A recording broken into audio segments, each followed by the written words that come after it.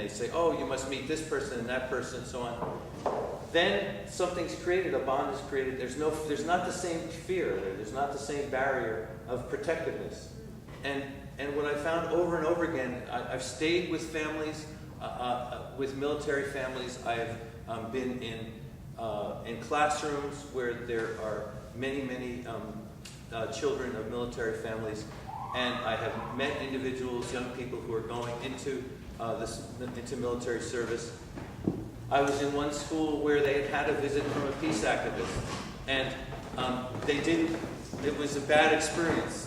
It alienated the whole community. And so when I arrived there as a stranger with just an introduction from a man whose dogs had come chasing me as I walked to go to sleep in the cemetery, and the man called his dogs back with his whistle, he came in walking with me, and we strode up, and he said to me, well, where will you be staying tonight? And I pointed to a cedar tree, and I said, right under there is where I'll be staying tonight. And he said, oh, please come home with me and stay with me. And I said, oh, Fred, that looks like such a great place. He said, but my wife died a year ago, and I've been so lonely, I would love it if you'd come and stay with me. And yes, how could I refuse? And those sorts of invitations have come much more frequently than I would have thought. People who have something broken in their life. Something's broken, and yet their heart is open. And there's something about being the stranger can be let in a way that is profoundly intimate. And things can become shared very quickly that perhaps are not shared with others.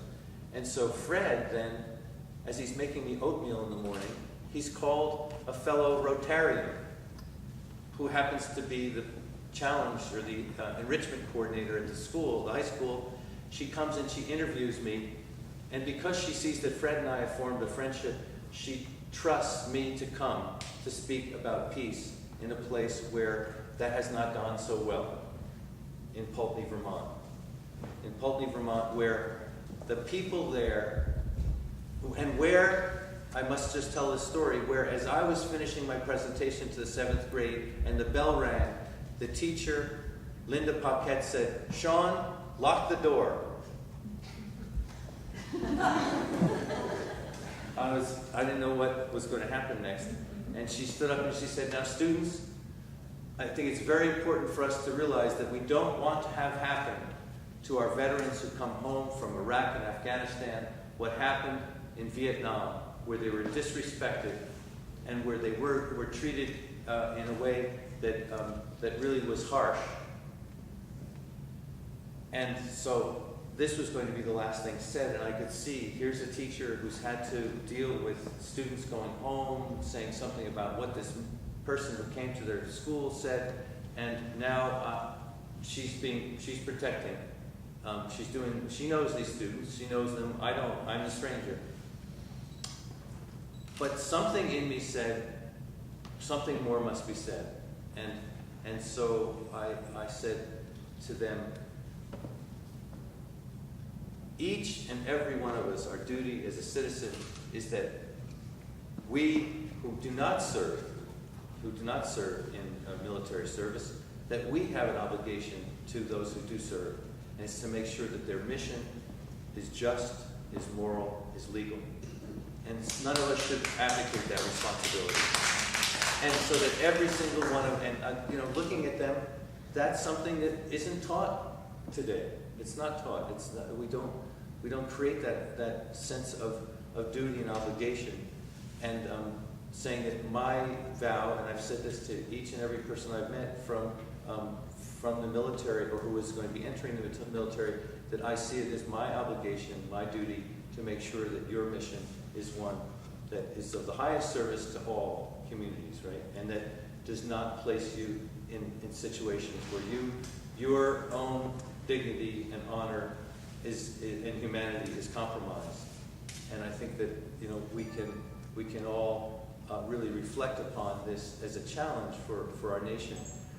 The young people are ready to do this. The young people are ready, if we help them to think about it, they will live into that obligation and that duty.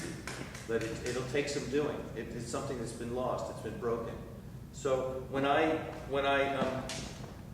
with the students, what I ended up doing is I would walk with them, right? I'd say, you can walk with me. We'll walk from Montreal to Manhattan, right? And I actually would have them walk the map and say, now that your footprints are in that map, I carry them with me. I carry them with me on this journey. They are so eager to do good. They are so eager to do good. And not just fourth graders. Susan, what did you say earlier about teaching music to K through 5? That even when they're bad, they're good, right? Is that what you said? I said, how bad can they really be? They make them hit their nose in front of them. Yeah, how bad can they really be? And my college students, they are beautiful. I have 170 students, and I queried them on the last day of class. I said to them, the worst question you can ask a teenager is, what do you want to be? What do you want to do, right? They hate that question. But I tell them a story about a turtle. I'm obsessed with somewhere around my neck. Over here, over here is a turtle. And there's a turtle on my mat. And the turtle for me is a symbol, a personal symbol of my own grail, my own task in life. And I ask my students, what's your turtle? What's your turtle? Tell me about your turtle. And we went around every single one of those students, 4 classes of 45 students, and there were only 3 of them who spoke about doing something that was self-serving. They all were living into vocations that were about serving others.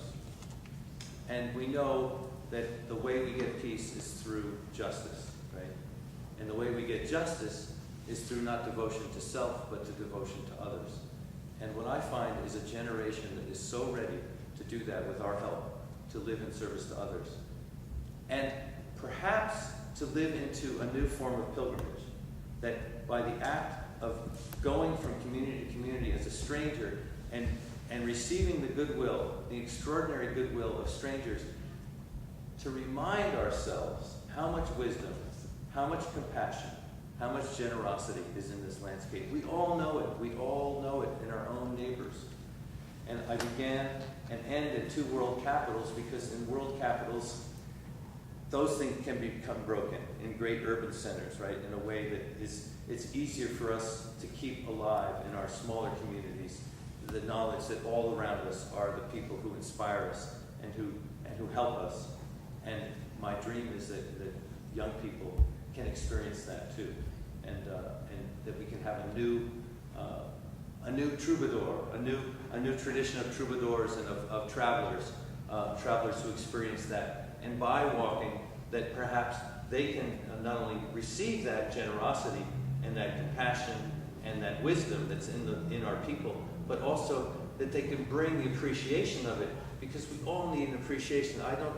I met these guys today and I said, what am I doing here? You don't need me walking through your community. You guys are doing such extraordinary work. I could never begin to think of doing this work. But somehow what people tell me over and over and over again is by showing up, the stranger by showing up and saying, you guys are incredible. It does something, right? It does something. And we need that rhythm of reminding. And so here's what how I'd like to close, unless you have another question for me, is I would love you to turn to your neighbor, and I would love you to tell your neighbor a story of when you have made peace in your life. When you have made peace in your life. When you've been faced with a difficult conflict, and you've overcome the conflict. It can be something that happened very recently. It can be something that happened a long, long time ago. But just take a moment, close your eyes. Think about a time when you have made peace, when it's been difficult to make peace, and you brought into your own life peace. And then you could turn to a neighbor and tell that story. And then hear their story.